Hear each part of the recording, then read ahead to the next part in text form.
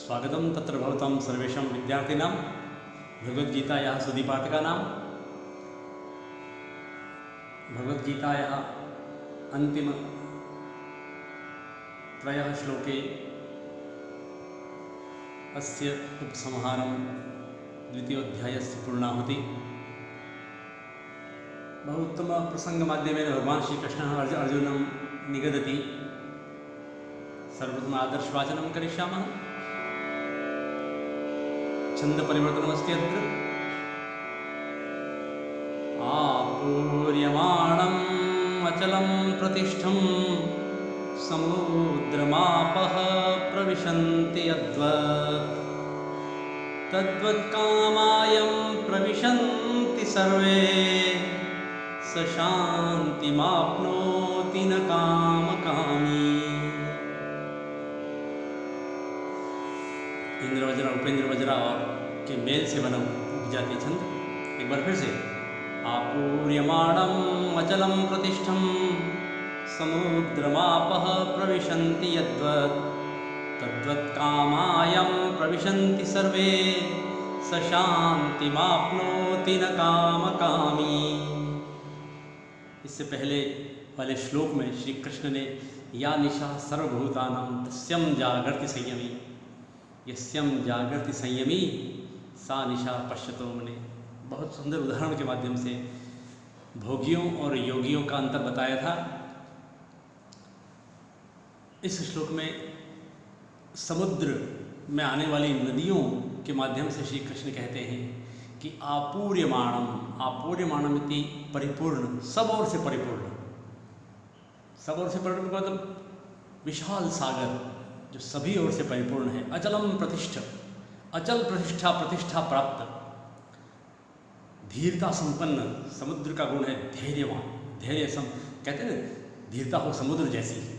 तो अचल प्रतिष्ठा वाले समुद्र को, समुद्रम समुद्र को, आपह जल, जल शब्द हमेशा बहुवचन में होता है इसलिए आपह चलता है।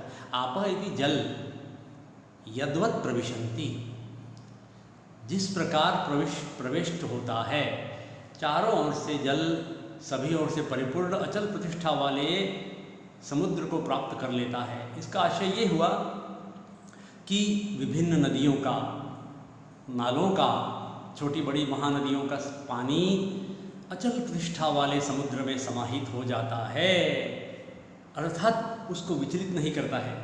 समुद्र में वह गुण है कि चारों ओर से नदियाँ उफनती हुई इसमें आकर समा जाती हैं, लेकिन वह विचलित नहीं होता है। उसी प्रकार आप समझ सकते हैं कि समुद्र की तुलना किससे की होगी। क्या प्रकरण चल रहा है हमारे यहाँ? स्थित प्रज्ञ, निष्काम कर्म योग संपन्न, जो बुद्धि योग संपन्न साधक है, स्थित प्रज्ञ है, स्थिर भी है, ऐसा साधक कर्मयोगी समुद्र की तरह है, क्योंकि उसमें उसी प्रकार कामा, इच्छाएं, भोग, समस्त कामनाएं यम प्रविशन्ति, जिसमें प्रविष्ट हो जाती हैं सभी कामनाएं, सर्वे कामा, सभी कामनाएं जिस अचल प्रतिष्ठा वाले स्थित प्रज्ञ निष्काम कर्मयोगी में समा जाती हैं। स शांति में अपनोती है अर्जुन, वह शांति को प्राप्त करता है, परम शांति को प्राप्त करता है। इस स्थित प्रज्ञता का चरम लक्षण बताया गया है कि संसार में शांति किसे प्राप्त होती है, अर्थात इच्छाओं को भोगने से रोक देना, अर्थात विरक्त हो जाना नहीं, इच्छाएं भोग कर भी अशांत नहीं रहना, इच्छाएं भोगते हुए एक ऐसी बुद्धिमत्ता को प्राप्त होना जिसमें छलकना नहीं। नदियाँ समुद्र में आकर मिलती है लेकिन समुद्र छलकता नहीं है, चारों ओर से नदियाँ उफनती आकर उसमें वो पानी समा जाता है। इच्छाएं आती हैं, तृष्णाएं आती हैं, लेकिन यदि भोगने वाला स्थित प्रज्ञ है, धीर बुद्धि है, विवेक संपन्न है, निष्काम कर्मयोगी है, बुद्धि योग संपन्न है, तो वो व्यक्ति छलकेगा नहीं, वही शांति को प्राप्त होता है।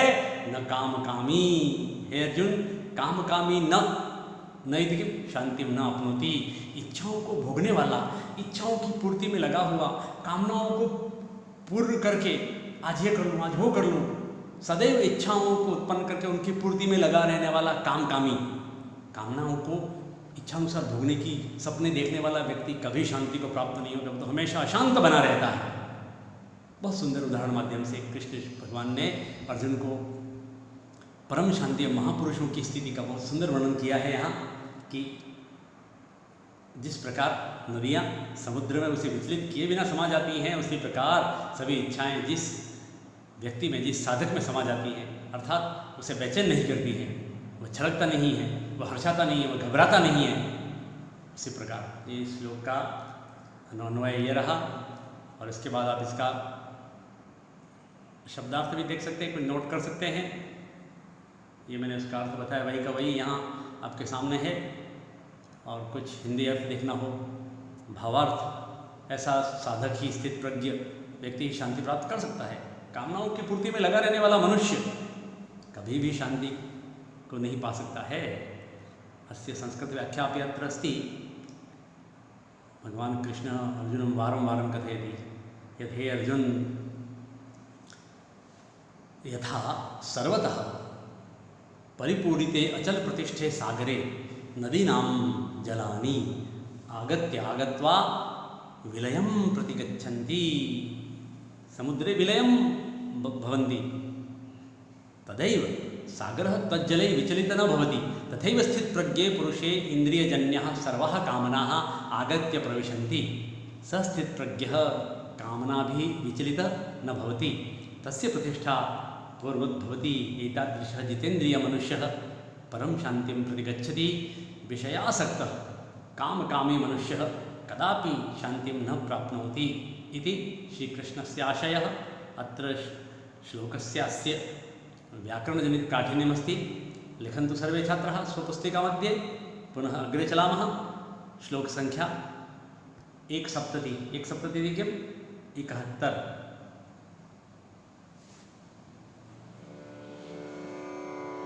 विहाय कामन्यः सर्वान् पुमांश्चरति निःस्पृहः निर्ममो निरहंकारः स शान्तिमधिगच्छति। एक बार फिर से सभी छात्र मेरे साथ बोले। विहाय कामान्यः सर्वान् पुमांश्चरति निःस्पृहः निर्ममो निरहंकारः स शान्तिमधिगच्छति। बहुत सुंदर। गीता पर पर्सनली डेवलपमेंट, व्यक्तित्व निर्माण के लिए इससे बढ़कर कोई विश्व में कोई पुस्तक नहीं हो सकती है। ये पुस्तक किसी धर्म, किसी जाति से संबद्ध नहीं है, मानव मात्र के कल्याण के लिए है। कृष्ण कहते हैं कि हे अर्जुन, विहाय छोड़ करके, हे ल्यप त्यक्त्वा कामान, कामनाओं को, इच्छाओं को। मैं आपको बताऊंगा कि इच्छाएं, खुली आंखों से सपना देखना अलग बात है, भौतिक इच्छाओं की पूर्ति, गृहस्थ जीवन में कुछ वस्तुओं की प्राप्ति की जरूरी है, लेकिन यहाँ जो बात कही गई है वो कामा से मतलब है इंद्रिय जनित, इंद्रिय तृप्ति। इंद्रिय तृप्ति की जो इच्छाएं हैं, खास करके व्यक्ति के चरित्र से जुड़ी हुई बातें, तो इंद्रिय तृप्ति की जो कामनाएं हैं, इच्छाएं हैं, उनको छोड़ करके सब आ गए उसमें। शब्द स्पर्श रूप रस गंध में श्रोत चक्षु जीवा नासिका, ये इंद्रियां प्रवृत्त होती हैं।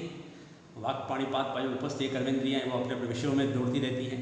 तो इंद्रिय तृप्ति की इन कामनाओं को, इच्छाओं को चारों ओर से सर्वान विहाय छोड़ करके जो साधक, जो पुमानिति मनुष्य, जो पुरुष चरति विचरण करता है, चलता है, अपने काम में लगा रहता है। कौन? निष्प्रिय होकर चलता है, विचरण करता है। निष्प्रिय, स्पृहा रहित, इच्छा रहित होकर के, इंद्रिय तृप्ति के अंदर लगा नहीं रहना। निष्प्रिय, स्पृहा रहित इति निष्प्रिय, निष्काम भाव से। निर्मम, ममता रहित, मम इति ममता, मोह रहित होकर के। मोह बहुत बड़ी बाधा है। दूसरे श्लोक में कहते हैं कश्मल, ये जो मोह है वो कश्मल है, अवसाद है, सन्मार्ग प्रवृत्ति में बाधक है। तो निर्मम, मोह रहित होकर के, निरहंकार, अहंकार रहित होकर के, ईगो अभिमान, अभिमान रहित होकर के, कि व्यक्ति के व्यक्तित्व में, उसके उत्थान में, अभ्युदय में सबसे बड़ी बाधा है उसका अभिमान, अहंकार।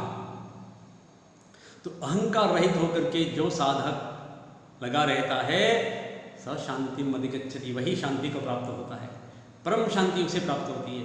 यहाँ परम शांति का तात्पर्य ब्रह्म निर्वाण है। ब्रह्म निर्वाण अंतिम श्लोक में शब्द भगवान कृष्ण कहते हैं उसको। आइए देखते हैं क्या है अंतिम श्लोक का, लेकिन उससे पहले इस श्लोक का अन्वय ये रहा आपके सामने, नोट करें छात्र। और इसके बाद ये इनका शब्दार्थ है। शब्दार्थ से परे कुछ भावार्थ हिंदी में है, पर संस्कृत व्याख्या परीक्षा में पूछी जाती है, अतः यहाँ पर ये रहा उसका मैटर। सभी छात्र चाहे पॉज करके नोट कर सकते हैं। ई कंटेंट के माध्यम से मैं ये उपलब्ध करा रहा हूँ आपको, यही उद्देश्य है। स्क्रीन रिकॉर्डर के माध्यम से ये वीडियो आप तक पहुँच रहा है सभी छात्रों के पास। भगवान श्री कृष्ण किम कथयति भावार्थ रूपेण यत् हे अर्जुन यह मनुष्यः ममता रहितः, ममता इति कि मोह, माता पिता पुत्र पुत्री शत्रु मित्र निजः परः इत्यस्मिन् विषये नास्ति ममता यस्य मोह नास्ति कर्म। अपने कर्मों पर सब रिश्ते हैं, कहीं कहीं नहीं जाने वाले हैं। जब तक जीवन है तब तक वो रिश्ते रहेंगे, लेकिन एक विशेष राग और कुछ लोगों के प्रति विशेष द्वेष, ये बहुत बड़ी बाधाएं हैं। ये राग और द्वेष से रहित हो जाना ही तो जीवन है। न अत्यधिक राग अपने लोगों के प्रति, न पराये लोगों के प्रति जो हमें अच्छे नहीं लगते उनके प्रति द्वेष। आज की सबसे बड़ी विकट समस्या है द्वेष। मनुष्य असहिष्णु हो गया है विश्व मात्र में। तो ये सहिष्णुता वापस कैसे आएगी? इन श्लोकों के माध्यम से आएगी, इन श्लोकों पर चलने से आएगी, इनको आचरण में लाने से होगी। तो यस्य ममता यस्य मोह नास्ति सह निर्ममः इति कथ्यते। पुनः अहंकार किम कर्तृत्व अभिमानेन वर्जितः रहितः यह मनुष्य, अर्थात कर्तृत्व होना, मैंने किया ये काम, ईगो, मैं हूँ, मैं नहीं होता तो ये काम नहीं होता। ये जो अहम भावना है बहुत बड़ी बाधा है। ईशावास्यमिदं सर्वम, हम अपने आप को कर्ता भाव से रहित कर दें, मेरी वजह से हुआ ऐसा हम भाव नहीं रखें। तो ये जो कर्तृत्व का अभिमान है उससे रहित हो जाना निरहंकार है। काम करिए, ढोल मत बजाइए कि मैंने किया, मेरे करने से ऐसा हुआ है, यह है निरहंकार। तो शांति के लिए सबसे पहले निर्मोह होना, निरहंकार होना, और तीसरा है निष्प्रिय होना, अर्थात इंद्रियों के भोग के प्रति जो स्प्रिया है उसको छोड़ देना। संसार है, यहाँ तो सामान्य बात है, सुख भोगना, सुख चिंतन सापेक्ष है। एकदम दुखी होकर जीने की का नाम जीवन नहीं है। लेकिन 24 घंटे 12 महीने बस इंद्रिय तृप्ति के ख्वाब देखते रहना। तो पशु और मानव में क्या अंतर है? पशु तो और भी समय में बंधा हुआ है, वो समय चक्र का उल्लंघन नहीं करता है, लेकिन इंसान के समय चक्र में बंधा नहीं है। वो बस काम काम काम काम वासनाओं से घिरा रहता है। इसलिए फिर अभ्युदय के साथ निश्रेयस की भावना कैसे आएगी? न तो अभ्युदय में प्रवृत्त हो पाएगा, न निश्रेयस होगा। उसके अंदर जो तत्व है, ब्रह्म तत्व है, उसका कभी ऊर्ध्वगमन नहीं होगा, उसका तो अधोगमन ही होता रहेगा। सद्विचार कैसे आएंगे? सत्व स्थिति कैसे आएगी उसके अंदर? वो तम और रज में भटकता रहेगा, उसका जीवन समाप्त हो जाएगा। ये भाव है। तो ये सांसारिक इंद्रियों की जो स्पृहा है वह है निष्पृह। इस प्रकार निर्मम निरहंकार और निष्पृह रह करके इंद्रियजन्य भोगानाम इच्छा न करोति यह मनुष्य स परमं शांतिं प्रति गच्छति। अस्य श्लोकस्य व्याकरणजनित काठिन्यमस्ति, सर्वे लिखन्तु स्वपुस्तिका मध्ये। अन्तिम श्लोकः अस्ति द्वितीयोऽध्यायस्य, बहु उत्तम श्लोकः। अस्य श्लोकेन उपसंहारः भवति द्वितीयोऽध्यायस्य। अहम् आदर्शवाचनं करिष्यामि। सर्वप्रथमं बहुत सुंदर श्लोक, बहुतरवा श्लोक, 270 श्लोकः। एषा ब्रह्मी स्थितिः पार्थ नैनं प्राप्य विमुह्यति स्थित्वा स्यामन्तकालेऽपि ब्रह्मनिर्वाणमृच्छति। एक बार फिर से, एषा ब्रह्मी स्थितिः पार्थ नैनं प्राप्य विमुह्यति स्थित्वा स्यामन्तकालेऽपि ब्रह्मनिर्वाणमृच्छति। इस श्लोक को हम पदच्छेद करें। एषा ब्रह्मी स्थिति, हे पार्थ, पार्थ संबोधन है, हे प्रथापत्र अर्जुन, हे पार्थ अर्जुन, ऐसा ब्रह्मी स्थिति, ये ब्रह्मी स्थिति है। पहले संपूर्ण द्वितीय अध्याय का उपसंहार करते हुए श्लोक संख्या 11 से लेकर के यहाँ तक श्री कृष्ण कहते हैं कि मैंने तुझे जो बताया है अर्जुन, वह ब्रह्मी स्थिति का विषय है। ये जो बुद्धि योग, निष्काम कर्म योग सहित स्थित प्रज्ञता की जो बात बताई है, सब ब्रह्मी स्थिति है। न एनाम प्राप्य विमुह्यति, एनाम प्राप्य न विमुह्यति अन्वयः। इसको पा करके व्यक्ति, किसको पा करके? ब्रह्मी स्थिति को प्राप्त करके व्यक्ति कभी विमुह्यति इति किम, इससे रहित नहीं होता, इससे हटता नहीं है, अर्थात कभी मोहित नहीं होता है। विमुह्यति विशिष्ट रूपेण मोहयति विमुह्य। इस ब्रह्मी स्थिति को प्राप्त करके फिर व्यक्ति छलकता नहीं है, फिर इंद्रियों के प्रति लपटता से पशुता की भांति उनका भोग नहीं करता है, भोगों का वो संयमित जीवन जीता है। ब्रह्मी स्थिति को पा करके हे अर्जुन, व्यक्ति कभी मोहित नहीं होता है, व्यक्ति दुखी नहीं होता है। स्थित्वास्याम अंतकालेपि, और जीवन के अंतिम काल में भी इसमें स्थित रह करके यदि कोई व्यक्ति जीवन के अंतकाल में भी, अंतिम समय भी इसको प्राप्त कर ले तो ब्रह्म निर्वाणम रिच्छति, रिच्छति प्राप्यते, प्रतिगच्छति। जीवन के अंतकाल में भी इसकी प्राप्ति हो जाए तो वह ब्रह्म निर्वाण को प्राप्त कर लेता है, वह व्यक्ति मोक्ष को प्राप्त कर लेता है, परम ब्रह्म को, आत्म साक्षात्कार, परमात्मा साक्षात्कार को प्राप्त कर लेता है। मृत्यु का नाम नहीं है ब्रह्म निर्वाण, एक अर्थ हो सकता है, लेकिन ब्रह्म निर्वाण का मतलब है ब्रह्म साक्षात्कार, आत्म साक्षात्कार, तत्व साक्षात्कार। तो इसमें स्थित रहते हुए, इसमें रह करके अंतकाले भी, जीवन के उत्तरार्ध में भी व्यक्ति ब्रह्म निर्वाण को प्राप्त कर सकता है। इसलिए अर्जुन, इस ब्रह्मी स्थिति की बात ही अलग है। ब्रह्मी स्थिति किसको कहते हैं? एक बार फिर से, बुद्धि योग संपन्नता, निष्काम कर्मयोगी, स्थित प्रज्ञ के लक्षणों से युक्त, विवेक संपन्न, धी बुद्धि संपन्न साधक जो है वो ब्रह्मी स्थिति को प्राप्त हो जाता है। ब्रह्मी स्थिति, ब्रह्म का तात्पर्य है तत्व ज्ञान से संपन्न व्यक्ति कभी भी फिर विषयों में मोहित नहीं होता है, अर्थात दुखी नहीं होता है। विषय, इंद्रिया और विषय हंसाते हैं, रुलाते हैं, ये उनको पा करके फिर मोहित नहीं होता है और इसमें रहते हुए निर्वाण को प्राप्त कर लेता है। ये फलश्रुति है कर्मयोग की, पूर्ण अध्यात्म संपन्नता है। इसको अध्यात्म की इसकी बहुत बड़ी व्याख्या हो सकती है। विद्यार्थी के लिए एक छोटा सा भाव याद रखना जरूरी है, इसकी जितनी व्याख्या करो उतनी कम है। मुझे 15 से 20 मिनट का वीडियो बनाना है, इसलिए मैं ज़्यादा व्याख्यान नहीं करूँगा इस श्लोक के बारे में, लेकिन आप छात्र नोट करें। ई कंटेंट माध्यम से इस श्लोक का अन्वय और इसके शब्दार्थ हैं, पुनः ये इसका हिंदी अनुवाद आप देखिए। समत्व योग शब्द निष्काम कर्मयोग संपन्न संपूर्ण स्थिति, ये ब्रह्मी स्थिति है। एक बार इस ब्रह्मी स्थिति की प्राप्ति हो जाए तो भोगों और तृष्णाओं के प्रति उसका मन उसमें रबड़ता नहीं है, दुखी नहीं होता है, फिर मोहित नहीं होता है। और जीवन के अंतिम काल में भी, समय में भी कोई अगर इस स्थिति को प्राप्त हो जाए तो भगवत धाम की प्राप्ति होना अवश्यंभावी है।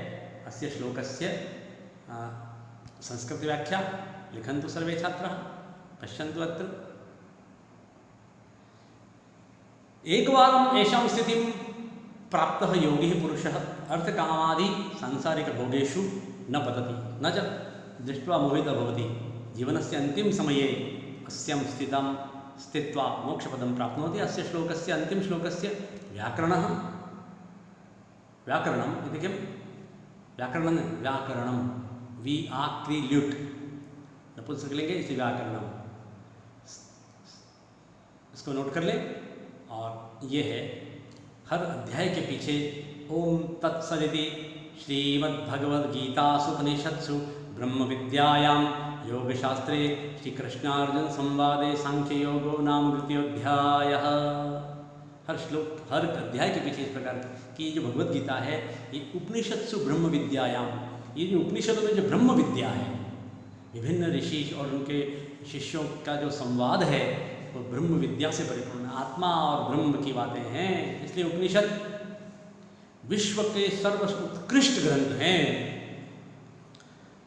मैंने आपको संस्कृत माध्यम से, हिंदी माध्यम से इस द्वितीय अध्याय की बात बताई, लेकिन अब जबकि उपनिषद की बात आई है तो फिर से बताएं कि जर्मनी के विद्वानों ने भारत में रहकर वैदिक साहित्य का बहुत शोध कार्य किया। उनमें एक विद्वान का नाम है शोपेनहावर।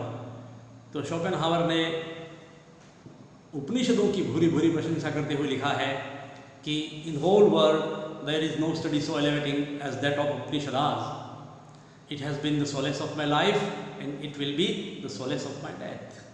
इसका मतलब ये होता है कि जर्मनी के विद्वानों ने भारतीय उपनिषद साहित्यों का जब अध्ययन किया तो उन्हें लगा कि विश्व साहित्य में इन उपनिषद ग्रंथों के समान कोई अन्य ग्रंथ नहीं है। इनको पढ़ करके हमें उत्तर जीवन में शांति इस जन्म में शांति मिली है और मरकर भी शांति मिलेगी, ये उनका दावा है। तो ऐसा ज्ञान, ऐसा ब्रह्म ज्ञान उपनिषदों में है। ये विश्व की पूंजी है, विश्व साहित्य की धरोहर है उपनिषद। तो सभी उपनिषदों का निचोड़ है। सर्वोपनिषदो गावो दुग्धा गोपाल नंदन पार्थो वत्स सुधीर भोक्ता दुग्धम गीतामृतम महत। तो योग शास्त्र में श्री कृष्णार्जुन संवाद के नाम से जो द्वितीय अध्याय, सांख्य योग नाम का द्वितीय अध्याय, इसके 72वें श्लोक की यहाँ एक तरह से समापन हुआ है। विद्यार्थियों के लिए हिंदी सरलार्थ, संस्कृत सरलार्थ पर्याप्त रूप से दिया गया है। आप पढ़ें, सोचें, समझें। जब कॉलेज चालू हों तो महाविद्यालय में आएँ। मैं आपको कक्षाओं में भी इसी प्रकार से पढ़ाऊँगा और अच्छे तरीके से समझाऊँगा, क्योंकि भगवत गीता केवल सिलेबस का विषय नहीं है, ये जीवन निर्माण, व्यक्तित्व निर्माण, पर्सनल डेवलपमेंट का विषय है। इसलिए इस एक एक श्लोक समुद्रवत है। हम अपने जीवन को धन्य कर सकते हैं। आज इतना ही। इसके और कुछ महत्वपूर्ण पीरियड्स कालांशों में हम चर्चा करेंगे फिर से। तब तक ओम नमो नमः।